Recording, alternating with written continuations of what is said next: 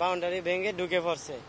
তারপরে ওই আমরা সবাই আসলাম, আইসা দেখলাম যে গাড়ি ভেঙে ঢুকে পড়ছে। যাত্রীরা হালকা আহত হয়েছে, কারো মাথা ফাটছে, কারো নাক দিয়ে রক্ত বের হইতেছে। ওই যাত্রী মানে গাড়ি তখন সোজাই ছিল, গাড়ি ছিল তখন দরজা দিয়ে বের হয়েছে। তারপরে আমরা লক্ষ্য করলাম যে গাড়ির নিচে একটা মোটরসাইকেল। তারপরে অনেকে চেষ্টা করে দেখলো যে মোটরসাইকেলের মাঝে একটা লোক।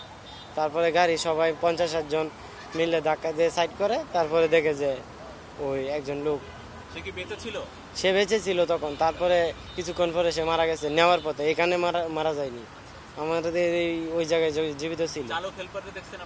ওই আমরা দেখছি ওই দিক দিয়ে পালিয়ে চলে গেছে, দৌড়ায় পালাইছে। হ্যাঁ, গাড়ি একবারে বাউন্ডারি ভেঙে ঢুকে পড়ছে। একটু আগে বাউন্ডারি মানে ঠিক করা হয়েছে। যখন গাড়ি ভেঙে ঢুকছে তখন তো সবাই আতঙ্কে ছিল। তারপরে গাড়ি সোজা ছিল। তারপরে আমরা অনেকে ওই আমাদের স্যারেরা ওই এডিসির লোকেরা সবাই মিলিয়ে তাদেরকে হাতে হাত ধরে বের করে দিয়েছে।